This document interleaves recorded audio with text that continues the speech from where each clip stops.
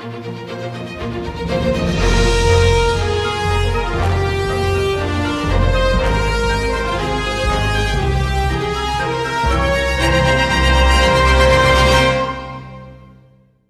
to the Gym Heroes Podcast. I'm your host, Josh Peacock. Today's show is brought to you by Gymdesk, the easiest gym management software you'll ever use. Take payments, create marketing automations, track attendance, and much more. To try the software out free, go to gymdesk.com. No credit card or painful sales call required. Our hero today is Tyler Webb, a social media marketing specialist and the other half of the Uncle Charlie agency with Jake Kranz from episode 34. In this episode, Tyler reveals how to conceptualize your audience on social media and how to speak to them. Then he breaks down the social network platforms that work best for certain types of audiences and formats. And finally, he unpacks the formats that work best for generating interest and forwarding your business goals. Without further ado, Tyler Webb. All right, cool. Welcome to the Gym Heroes Podcast. Tyler, can you go ahead and introduce yourself if you would, and tell us about your background in business and marketing? Yeah, my name is Tyler Webb. I'm the co-founder of a sports marketing agency called Uncle Charlie. You've probably already heard from my co-founder, Jake Kranz, at this point. We started Uncle Charlie back in the beginning of 2021.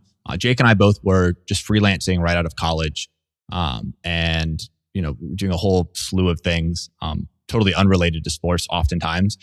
We didn't really know each other headed into 2021, but Jake had reached out with a client that he was just doing a bunch of administrative operations work, which ended up being our first client together, the American Association of Professional Baseball, a professional independent baseball league here in the Midwest. And he was looking for help with social media, which is a really general thing to need help with, but something a lot of people, could use the help with. And so he saw that I was posting about it a little bit on LinkedIn, that I was doing it for other people. And that, was always a dream of mine to get into the sports space. I just love how you can drive really compelling narratives and engagement connections among people using sports as a medium. And so I was super on board to help him. And through that year of 2021, we started working more and more together. And at the beginning of 2022, we looked up and said, okay, we're doing a lot of work in sports specifically, and all of our work is kind of the same, doing the social media management and content for these sports organizations. And we decided to create an agency around it. And that's how Uncle Charlie started, then officially at the beginning of 2022. Awesome. Yeah. People go into social media and they're like, I just need it to work. Yeah. Social media is such a broad thing. It's different platforms. It's different content styles. It's different usages for different audiences. And, you have to be more specific and work your way down to figure out what you want to do, who you're talking to, and how you're going to do that most effectively, which is something that you're good at. Audience specifically, to zero in on that first, is something that I think a lot of gym owners, maybe they have a kind of a general idea of who they want to reach, but they don't. The way they use social media often, based on what I've seen, is that they don't post or act in ways that seem as if they have their audience in mind, or if they totally understand their audience. So I guess we should start with what is an audience first? What is that? Yeah. So I would say your audience can probably be segmented out into, let's put them in three buckets. There's your top of funnel, which are people that don't know about you yet, but you think that they probably should. There's their middle funnel, where the people that have some awareness of who you are, what it is you do, but have not yet converted on whatever you're trying to sell. And there's the bottom of funnel, which are the people who have once purchased from you, or are currently working with you, or currently have something that you're offering. And your goal is to retain those people and get them to sign back up or to purchase whatever thing it is again. Awesome. So in the case of probably top of funnel, that's more like, I guess, lead generation, right? Sure. So go ahead. Yeah. So, I would say when you're analyzing your audience, especially from like a social perspective, you have to understand that you can't dictate who sees what you're posting on social. And when I say social, I'll speak specifically to organic social, because there are ways, obviously, you can segment out those three buckets of people through paid ads, through Meta's platforms or whatever, wherever you're buying media, through email. There are ways through other marketing functions that you can segment out that top, middle, and bottom of funnel. But when you're talking about organic social, you're just putting something up.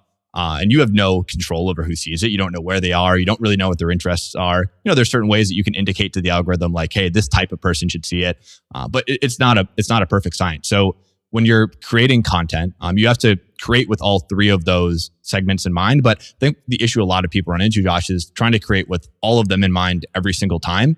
And then you're creating for nobody at the end of the day. So, when I think about audience with our own clients, it's okay, each piece of content is going to serve a specific group of people. And over time and through repetition, we're going to create a more holistic brand direction. I like to talk about social as steering a really big ship. Like every post, you cannot expect to really agilely shift where you're going. So one post isn't going to make or break who your audience is or who you're speaking to. Not putting out one post isn't going to make or break that person never working with you. It's in aggregate, as you're posting for people that have never heard of you, and as you're posting for people that have heard of you and currently work with you, you're going to slowly steer that ship in a more correct direction, in my opinion.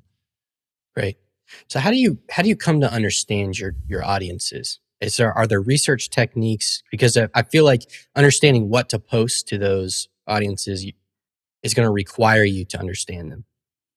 Yeah, I would say you have to reverse engineer that to understand what action you want them to take. So, let's use the example of a gym that is here in Minneapolis, where I'm currently located. A gym in Minneapolis isn't going to benefit from having their content seen by people all across the country, right? They're only going to benefit by having people within a 50-mile radius, see their content, and because that action will hopefully be them coming into the gym and purchasing a membership.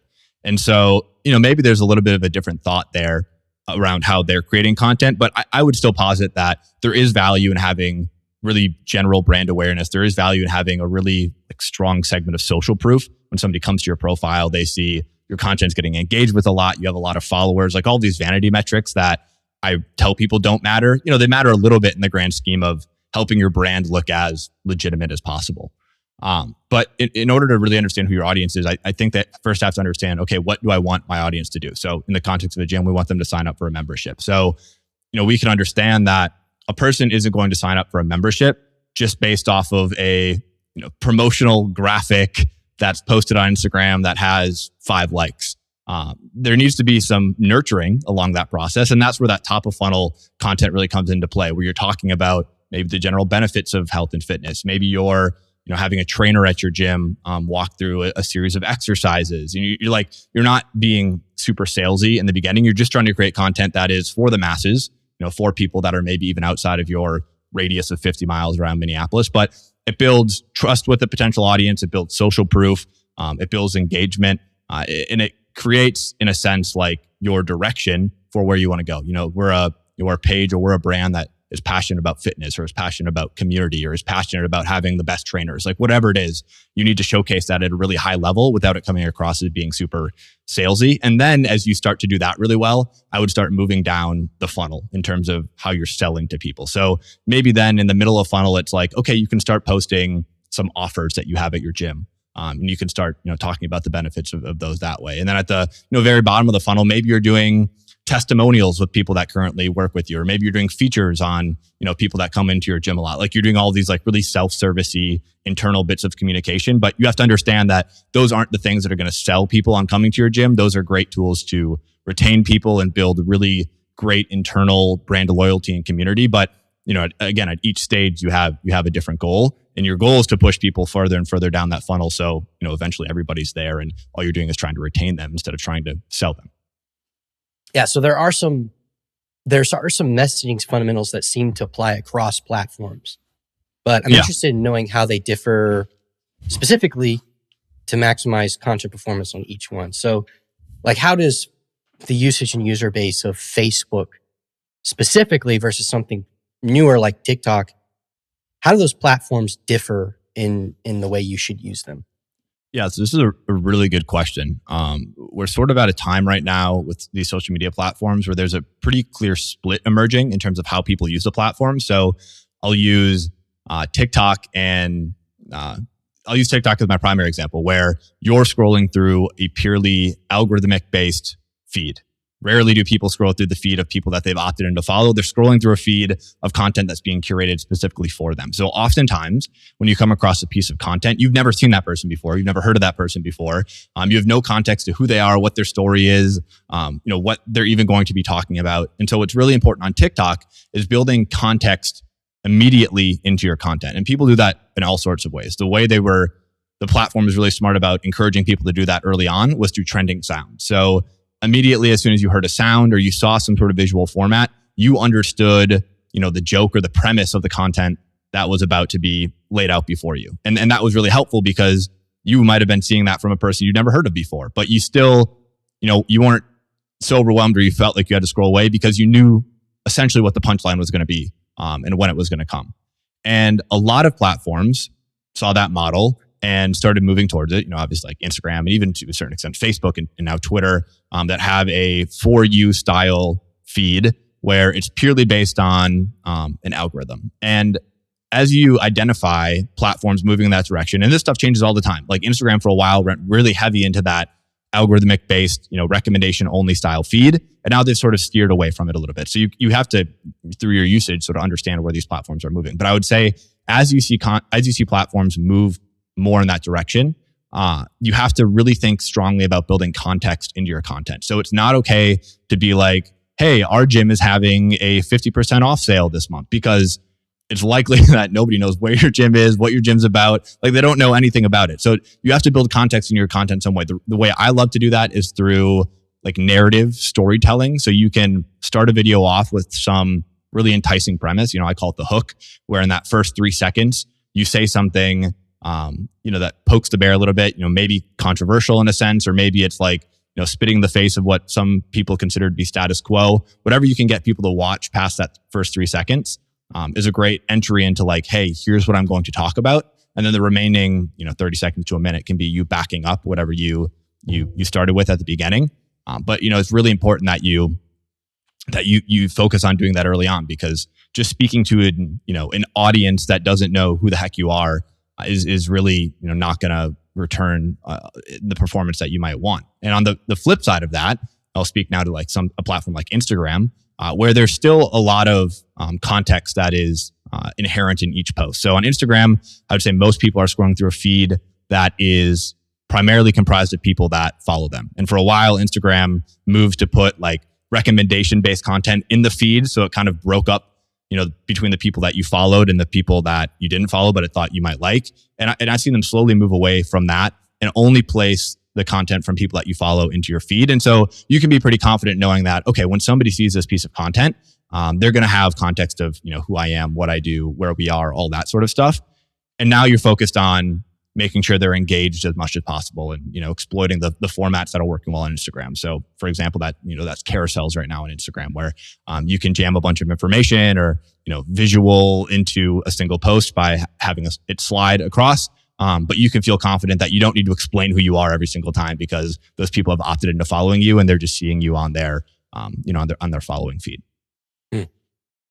Let's imagine that there's a brand new platform growing and we're not really familiar with it yet, right? And as marketers, we're looking at it like, hey, how can we use this? What key information are we looking for to start to understand that platform in its own right so that we can start to leverage it properly? Yeah, I would say the first thing you have to understand is what I just talked about, which is this a recommendation-based platform, or is this a platform where people are opting in to follow me and that's how they're being primarily served their content? So once you understand that, that's going to dictate pretty strongly which direction you're going to go with your content. There might be this platform might be really heavily focused on video. So now you have to really hone in what your video storytelling skills are, and make sure you can be good at that. Or maybe it's a picture only platform. And so now you need to understand, how can I represent my story, my content? How can I deliver my narrative through visuals only? So again, the first step is understanding, is it recommendation based or is it follower based? And then it's understanding, how can I best convey my message through the medium that platform's encouraging. Awesome. Let's talk about, you mentioned formats a little bit. Carousels are working really well on Instagram, for example. How can we understand the use of different content formats?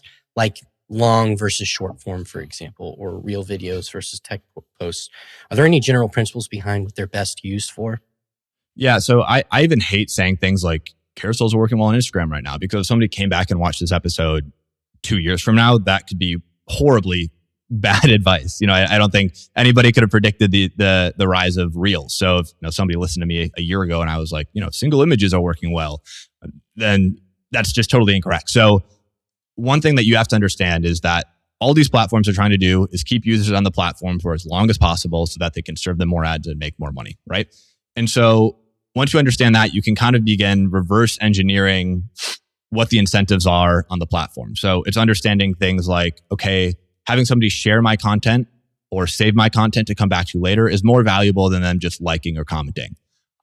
Having somebody watch the entire video that I post or scroll through all the slides of a carousel that I post is more valuable than them, seeing it, stopping for a second and scrolling past. So you have to kind of play into these incentive structures that the platforms put forward. And that oftentimes just comes down to like watch time, repeat rate, and then how often your content is getting shared or sent to other people. And so if you can optimize for those three things, then I think you're set up for success on whatever platform. So again, on TikTok, that might mean somebody watching your entire video and then sharing it with a friend. On Instagram, that might be somebody sliding through the carousel a bunch and then posting it on their story. So there's all different mechanisms or formats, like you said, to achieve that goal of keeping somebody on the platform for as long as possible. But that's the end goal. And more to your point about short form versus long form content, I would just encourage who's ever watching and maybe they're battling between the two, just on a very from a very broad point of view, understand what you'd like to do the best and what you're good at and what your skill set allows. And if that means, not setting up a 10-minute video that you post on YouTube because you're not maybe you're not good in front of camera, you're not good at editing these longer videos, or you don't have a really good idea of what works well, then don't do it. Then find a medium. There's so many formats and mediums now on social that you can sort of go and find and see what works best for you. Obviously, the predominant one right now is short form video. So I'd say to anybody, if you're trying to get good at something, start with short form video. And a lot of those skills in terms of how to add context to something, build a narrative through 60 seconds can then be extrapolated out to a longer form video, or could then be condensed down into a photo carousel or something like that. But I would encourage people to start on how can I make really compelling short form 30 to 60 second video, and then take those skills of having a really compelling intro, hook, concept, being really good at storytelling, and then, extrapolate or place those skills wherever you want to on other platforms. Yeah, absolutely. In terms of efficient skill building, if you want to become a better marketer on social, if you can figure out how to build that context in a 30 to 60 second video, building it for a long form piece of content is easy. It's not even, there's barely anything else you have to learn. I mean, you already know how to do it well. So yeah, definitely. If you want to do that, that's going to be the biggest bang for your buck. And it's working right now too. So it's worth doing right now. Yeah. Something interesting that occurred to me is it possible that different audience segments are actually distributed more on some social media channels than others? How like audience segments for a specific business? Or are you talking in a specific demographic? Yeah, well, I mean, potentially both, but I think somebody that's more top of funnel, you might have a lot of top of funnel on TikTok just because of the way it's designed, versus the people that you're speaking to on Facebook are more people that are already interested in the service you offer and your business specifically. Yeah, I don't know. At least from an organic perspective. Sure. Yeah, I don't know if I completely agree with the premise that there's different people necessarily on each of these platforms. That's one thing I push back on a lot of people. At this point, TikTok, Instagram, Facebook, they have billions of people on the platform. So even if, your segment of people is 1% of these platforms, we're still talking about millions of people. And so I think it's more about what goals you should have coming into a platform. And maybe that's more to your question, Josh. But I agree with you on TikTok. I think people are using that now as a search platform. People are using that as a way to hone in their interests or learn more about potential interests that they might have. And people are really comfortable seeing content from people, as long as it's good, that they don't already know. So it's not like they feel like they're being inundated with new information all the time, or that they're, they push back on oh, I don't care about this. If you're good at building a story, adding context like we've been talking about, people are receptive on TikTok. You're right, to seeing new things, learning about new people, learning about new brands, because that's the entire basis of the app is you don't know what's going to happen the next time you scroll. And I guess I would agree with you too on the Facebook point, where that's less about, that's less about learning about new things or new people. And it's more about niching down to the people that you already know and maybe getting recommendations or getting better understandings of what the people that you trust and are already doing. And so I think, Josh, to a certain extent, you're right that, on TikTok, maybe you should be talking on a much higher level about what it is you do, less concerned about who's seeing it, where they are, what actions they can take, and just be concerned about brand building and honing in those skills on how I can talk about my brand in a really compelling way. And then take those and reassess how each segment needs to hear about your brand and understand that maybe on Facebook, they need to hear more social proof from other people. They need to hear more testimonials. They need to see, more about what the actual space is like. On Instagram, maybe they need to, maybe they're comfortable reading more about what it is you offer, or maybe they're there for more spur of the moment updates on your story, and they want to know things that are happening upcoming. So it is understanding where those segments respond best to do whatever you're offering. Yeah, I think of it more like Google versus Reddit. Google is where you start the journey for information, at the very top. But Reddit is often where you end up when you're looking for very, very specific information about that subject. And so maybe, like you mentioned, TikTok, people on TikTok are more, it's becoming more of a search engine for people that want to learn new things, and people there are more open to discovering new things. Whereas in Instagram and Facebook, people are more niched in, especially Facebook. Yeah. And I to take a step back from this specific conversation. I want to say that you should really be focusing as a business owner on making the best content possible. And right now, especially, basically every platform allows you to post the same format in short form vertical video. And so I would encourage, again, you to get really good at that format, post it across all platforms, and maybe you find that it works best on Facebook. And that's kind of against the convention of, where short form vertical works best, but maybe that's where your audience is. So all that is to say, I'd worry less about getting the perfect messaging right for the perfect platform. I think a lot of people don't do anything because of that paralysis through analysis. And I would just focus on doing the stuff, putting it out there, getting that immediate feedback. We live in a world now where we can get really quick feedback about whether this content is good or bad based on performance, and refining that based on the feedback that each platform is giving you. But don't feel like you have to be so cutesy with it right away because, I don't know if this will be perfect for Facebook. Just post it and find out, and then refine based from there. Yeah, absolutely. And I experienced this actually recently. I have a podcast outside of work other than this podcast, and I've started very slowly producing micro content for it. And TikTok is like the king of the small, the micro content videos and the discoverability. But what I found was I've so far got more visibility on Facebook and Instagram than I have on TikTok, like a lot more. Sure. Instagram, not as surprising, but Facebook a little more surprising. And that's sometimes that happens.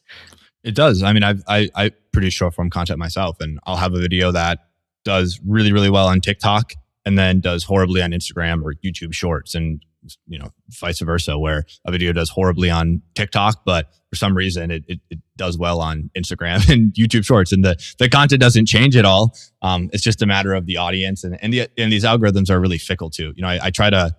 This is a long enough conversation where you can add the nuance to it, but these algorithms aren't perfect and consistent every time, and they are always being tweaked and changed. So while the general premise of what works on a certain algorithm remains the same, which is watch time and replay rate and shares and stuff like that, there are always little things that these algorithms and platforms are testing to try to promote different types of content and longer and shorter. So it's don't get too caught up either by all of the analytics, because it might also just be a slight tweak in the algorithm that you don't know about, nobody knows about. They're not the most consistent things in terms of performance. Yeah, that goes back to something that we need to recenter on for the sake of the listeners of this episode, is that if you've worked in any industry, whether it's marketing or tech or anything where you do a lot of metrics and measuring, you don't you don't hang your business operations on one post that blew up or like 1 week's worth of metrics or 1 week's worth of data. Measuring is an ongoing process, and the longer you measure things, the more accurate the overall data is going to end up being. So don't just post something, don't make a video, post it across everything, and then it works on one platform really well, and then you focus on that platform to the exclusion of the others. If you can create something that is useful across all these platforms, you're not investing too much time to just post it on every platform. The content's already made, so just disseminate it the best you can. Don't get caught in like paralysis by analysis. The reason why we're in the weeds on this right now is just so you can better understand things, so that when you see weird data, you're not like just totally caught off guard or confused. So don't take what we're saying here. The dear listener, don't take what we're saying here as a reason to be caught in that paralysis by analysis. Yeah, I would just remind everybody that you're steering a really big ship. Think of a barge over a speedboat, where as you're steering it, maybe you slow down a little bit, or maybe you speed up, or maybe you navigate a bit off course. But over the long term, as long as you're steering it in the quote unquote right direction in terms of the content you're creating, the quality of it, who you're speaking to, then you're doing the right thing. We're talking about directionality here, not getting every step of the process perfect. Absolutely. Awesome. Well, that's a lot to chew on. It's a lot to process. Really, really useful information. Where can listeners find you if they want to reach out and ask you questions or even partner with your agency? Yeah, I'd probably be most responsive there on LinkedIn. You can search Tyler Webb on LinkedIn, or you could also just go to unclecharlie.co and reach out to me there for examples of content that I'm making, so you don't think I'm just blowing smoke. I create a lot of content on TikTok, daily content on TikTok. Tyler M. Webb there on sports, business discussions and conversation. And that's been a really great way for me to hone my skills as a marketer, especially in creating short form video content. And, as I say all this stuff about, understanding content, understanding these platforms, I have to admit a lot of it comes from doing it myself and understanding what works. And then, like I said, extrapolating those skills and trying to place them into other formats and onto other platforms. So go check that out if you're curious to see it in action. Awesome, man. Thank you for coming on. Maybe we can do this again sometime. Would love to, Josh. Thank you so much.